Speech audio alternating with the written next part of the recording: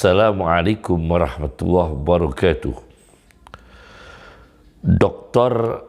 Asma Abdul Aziz, seorang dosen di Riyadh, dalam kitabnya Al-Madkhalul Muyassar ila Sihhatin Nafsiyah wal Ilajin Nafsi, pengantar yang mudah menuju kesehatan jiwa dan pengobatan jiwa. Di halaman 332, beliau menjelaskan tentang hipertensi, irtifa'u doghtid dam, tingginya tekanan darah, naiknya tekanan darah, diakibatkan diantaranya ialah emosi yang telah menguasai secara berlebihan. Yang kedua, menahan marah dan tidak bisa mengungkapkan dengan kata-kata, tidak bisa mengungkapkan dengan gerakan-gerakan organ untuk melawan konflik internal atau batin, as-sira'at ad-dakhiliyah, konflik-konflik di dalam, akhirnya membawa gangguan susunan saraf, membawa pengeluaran sebagian hormon, di antaranya adrenalin, membawa sirkulasi pada meningkatnya tekanan darah atau hipertensi. Apa di antara emosi atau dalam bahasa Arabnya infialat, emosi-emosi, digambarkan di dalam kitab yang sama, Al-Madkhal ila Sihhatin Nafsiyah wal Ilajin Nafsi, karya Dr. Asma Abdul Aziz. Di antaranya emosi adalah emosi untuk menghadapi bahaya, melindungi diri. Nah, emosi semacam ini kalau tidak teratur dengan baik bisa mengalami hipertensi. Karena emosi berhadapan dengan musuh. Diisyaratkan ketika di surat Al-A'raf, Nabi Musa ketika pulang sampai di tengah-tengah kaumnya, Nabi Musa melihat kaumnya sedang menyembah anak sapi yang terbuat dari emas. Kemudian saking marahnya Nabi Musa, wa alqal alwaha, Nabi Musa melemparkan papan-papan yang ada tulisan-tulisan, wa akhadha bi ra'si akhihi yajurruhu ilaih, dan Nabi Musa sengaja menjambak, memegang kepala saudaranya untuk ditarik. Berarti inilah emosi, infialat. Ada ayat Al-Quran di surat Ali Imran 119, qul mutu bi ghaidikum, katakan kepada mereka, matilah kalian dengan kemarahan kalian. Kemudian emosi yang menyebabkan darah tinggi, bisa emosi ini dengan cinta, yakni al-mailul qalbi lil asya' awil aswas, kecintaan hati, kecenderungan hati pada sesuatu atau makhluk hidup, pada manusia atau manusia siapapun, ini bisa timbul emosi cinta. Kalau tidak diatur dengan baik, maka emosi cinta ini bisa membawa hipertensi. Di antaranya cinta uang. Di sini di halaman 118, Dr. Asma Abdul Aziz mengutip satu ayat, wa innahu li hubbil khairi lasyadid, Al-Adiyat ayat 8. Dan sesungguhnya manusia sungguh keterlaluan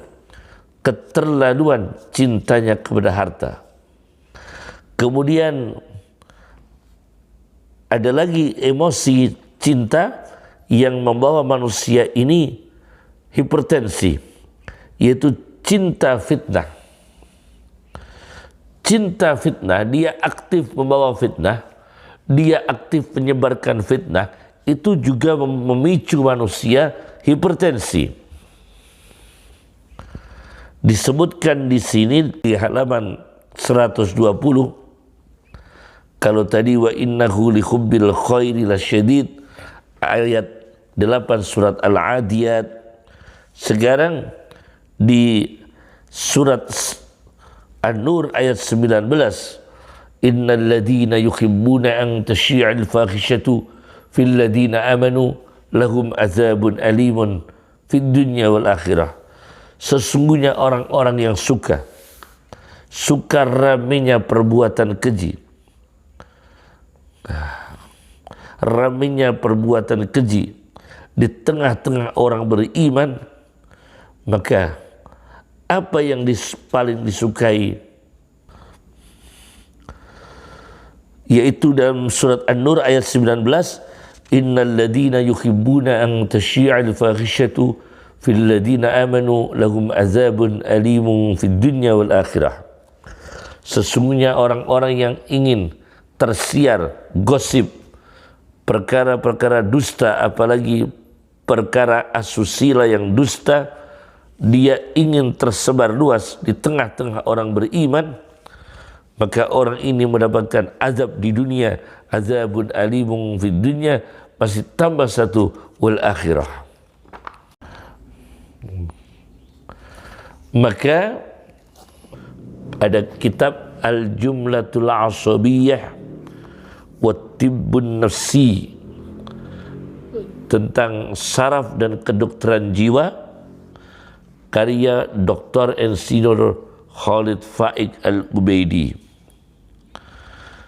Beliau mengkelompokkan di antara marah disebut al-ghadabul jamih, marah yang liar, yaitu kemarahan, emosi marah yang sudah keluar dari normal. Normalnya emosi marah yang sehat, yang terpuji, ila tatarrufin maradiyin khatir, pada ekstremis yang sakit, marah yang sakit, khatir yang berbahaya, wahabis dan buruk, wasyakhnah dan mengandung antagonis, nasifah peledak, wataqah ilah dan kekuatan yang menakutkan, tuwajjihu ila takhtim wa takhrib, yang mengarahkan pada penghancuran, pemecah-pecah dan penghancuran. Dalam Al-Quran, kata qalbun artinya hati dengan kata tunggal 19 kali. Sedangkan kata qalbaini, dua hati, 1 kali. Sedangkan qulub 112 kali hati-hati manusia. Kemudian digambarkan oleh Al-Quran kualitas rendah jiwa manusia, disebutkan di antara kata qulub 112 kali terdapat kata qulubil kafirin, hati-hati orang yang mengingkari Allah, mengingkari nikmat Allah, mengingkari ciptaan Allah, gelap. Kemudian di surat Yunus ayat 74, kalau tadi qulubil kafirin, surat Al-A'raf ayat 101, kemudian ada qulubil mu'tadin, hati-hatinya orang yang melampaui batas. Yunus ayat 74, melampaui batas dalam gaya hidup, melampaui batas dalam mengkonsumsi makanan, melampaui batas dalam bercita-cita, melampaui batas di dalam berobsesi, ini disebutkan qulubil mu'tadin, hati-hatinya orang yang melampaui batas. Surat Yunus ayat 74. Kemudian ada lagi qulubil mujrimin, hati-hatinya orang yang melakukan jarimah, kejahatan. Ini juga mudah kena emosi. Al-Hijr ayat 12. Maka untuk bisa menjaga jiwa hati manusia tidak mudah terjadi hipertensi, tekanan darah tinggi. Ini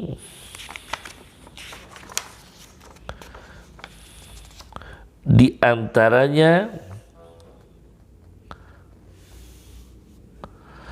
menjaga berat badan ideal, tidak obesitas. Saya baca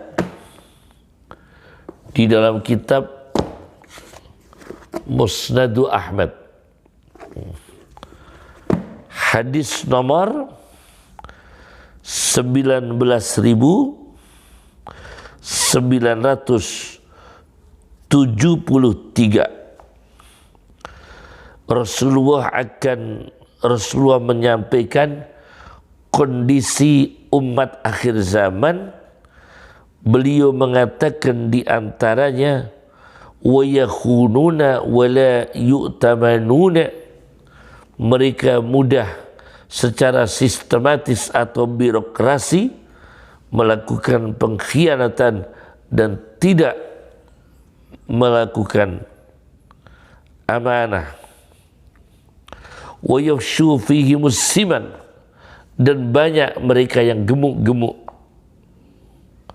Nah, ini gemuk, ini bisa berbahaya, memicu hipertensi.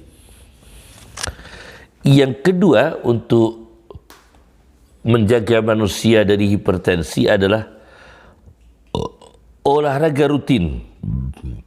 Olahraga rutin, misalnya bersepeda 2-3 jam setiap minggu. Saya baca di dalam kitab Sahihul Bukhari dengan syarahnya Fathul Bari, Ibnu Hajar Al-Asqalani di Fathul Bari di hadis nomor 1194. Di sini dijelaskan olahraga Nabi sallallahu alaihi wasallam. Kana Nabi sallallahu alaihi wasallam ya'ti Quba rakiban wa masyian. Nabi sallallahu alaihi wasallam mendatangi Masjid Quba, kadang naik kendaraan, kadang berjalan kaki. Di sini disebutkan dalam Fathul Bari, diceritakan kenapa Rasulullah kadang datang ke Masjid Quba dengan berjalan kaki.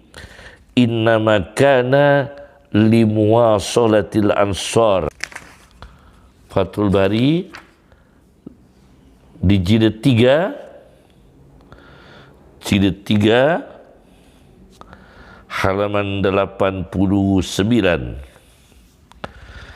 Beliau mengatakan kenapa Rasulullah SAW datang ke Masjid Quba kadang berjalan.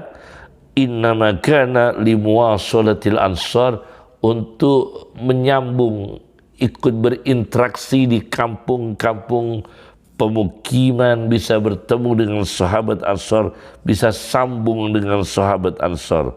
Wa tafaqqudi khalihim, dan Rasulullah SAW mencermati, memeriksa kondisi mereka.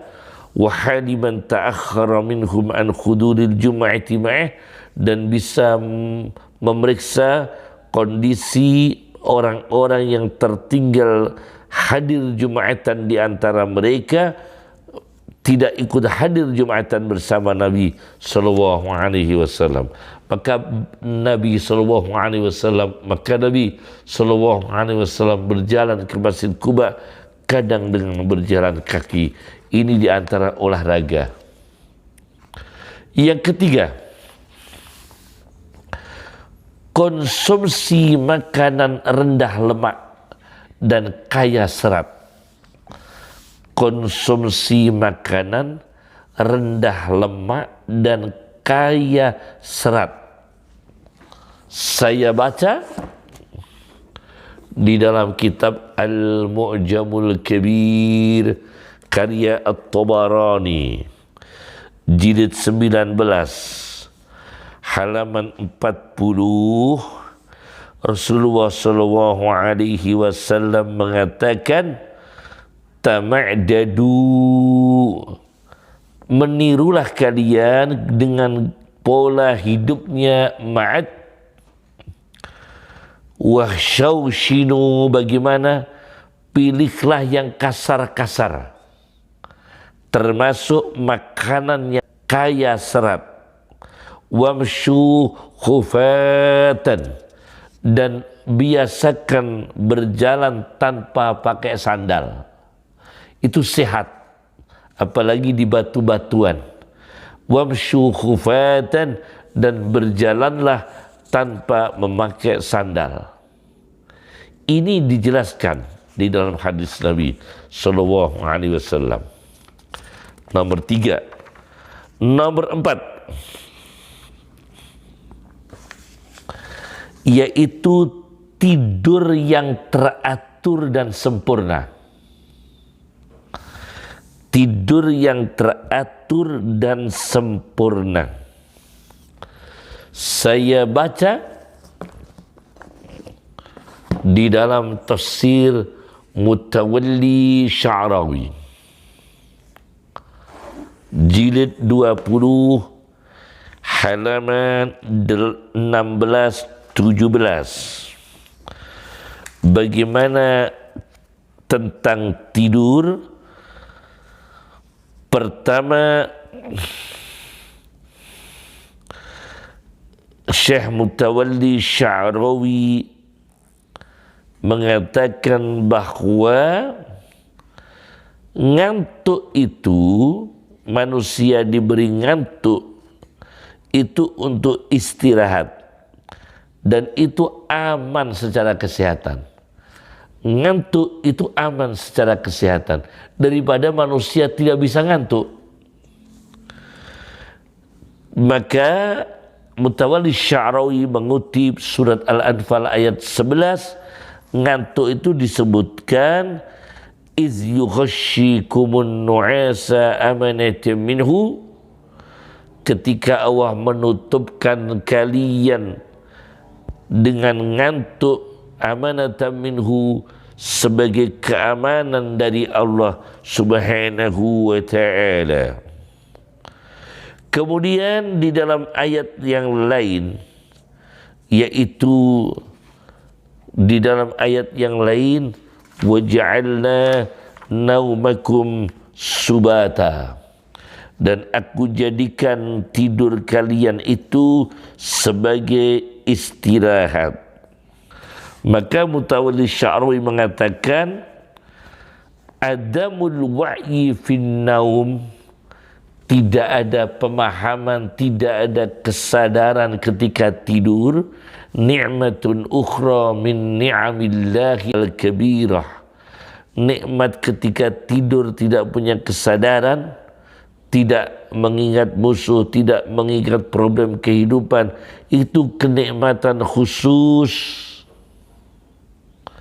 Min haitsu innal marida bimujarradi ayyanama, sekiranya sesungguhnya orang sakit hanya melulu tidur, wa yadhhaba 'anil wa'yi, dan dia lepas pergi dari pemahaman, la yash'uru bi alamil marad, maka dia tidak terasa dengan sakit-sakitnya yang dialami orang sakit tersebut.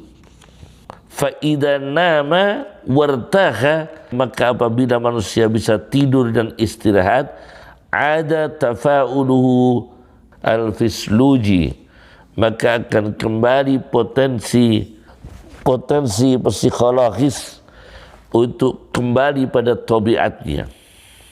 Kemudian yang kelima, untuk terapi hipertensi dalam pandangan Islam, saya baca di dalam sebuah kitab I'tilalul Qulub fi Ahbaril Usyaq wal Muhibbin, yaitu sakitnya hati di dalam cerita-cerita orang-orang yang jatuh cinta, karya Muhammad bin Ja'far bin Muhammad bin Sahal Al-Khuraiti.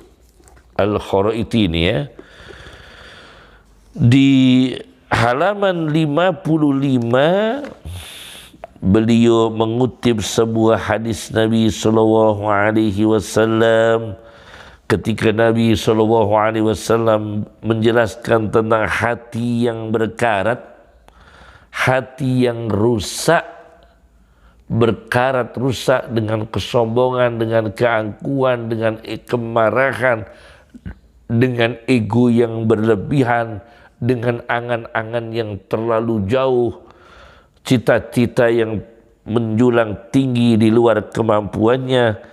Hipertensi datang, hatinya berkarat seperti besi. Rasulullah SAW ditanya, bagaimana bisa padang, bisa bercahaya lagi, bisa bersinar lagi? Rasulullah mengatakan, tilawatul Quran, dengan membaca Al-Quran. Nomor 5. Nomor 6. Hipertensi yang diakibatkan oleh tekanan emosi, di antara emosi adalah cinta harta, cinta kedudukan, dan tidak ada kerendahan dalam hati manusia tersebut. Yang keenam ialah dengan pendekatan sosial, yakni empati, dengan teori empati. Diceritakan di sini di dalam kitab I'tilalul Qulub halaman 55, seorang laki-laki mengadukan kerasnya hatinya kepada Rasulullah SAW. Bagaimana hati saya kok keras ya Rasulullah, mudah emosi, mudah marah, mudah tersinggung, mudah sensitif. Apa kata Rasulullah SAW? In sarroka an tulayyina qalbak, jika mengembirakan kepadamu, kamu bisa melunakkan hatimu. Famsah ra'sal yatim, maka usaplah kepala anak yatim. Itu empati, menurunkan hipertensi. Wa at'imil miskin, dan berilah makan orang miskin. Sekarang yang ketujuh, menghadapi hipertensi dengan berzikir. Di dalam kitab I'tilalul Qulub halaman 55, yaitu orang bertanya kepada Hasan Basri, kemudian melaporkan tentang kerasnya hatinya. Apa kata Hasan Al-Basri? Adnih minaz zikri, dekatkan hatimu dengan zikir, yakni zikir hati. Bukan hanya zikir lisan, zikir hati ini bisa mengobati hipertensi. Yakni merenung, hatinya bersyukur, hatinya itu mengingat kelemahannya, dosa-dosanya, istighfar bukan hanya lisan tapi dalam hati. Ini juga bisa menurunkan hipertensi. Kemudian yang ke-8 yaitu doa menghadapi hipertensi. Di antaranya disebut di dalam kitab I'tilalul Qulub di halaman 55-56, Rasulullah SAW memberikan doa kepada Ummi Hani binti Abi Thalib, Rasulullah SAW memberikan doa, Allahumma Rabban Nabi Muhammad, ya Allah wahai Tuhannya Nabi Muhammad, ighfirli dambi, ampuni segala dosa kami, wa azhib ghaida qalbi, dan hilangkanlah kemarahan hati kami, wa ajirni min mudillatil fitan, dan selamatkan kami ya Allah dari fitnah-fitnah yang menyesatkan. Ini diantara terapi-terapi yang ditawarkan oleh Islam untuk menghadapi serangan hipertensi atau darah tinggi yang berlebihan. Cukup dari kami. Assalamualaikum warahmatullahi wabarakatuh.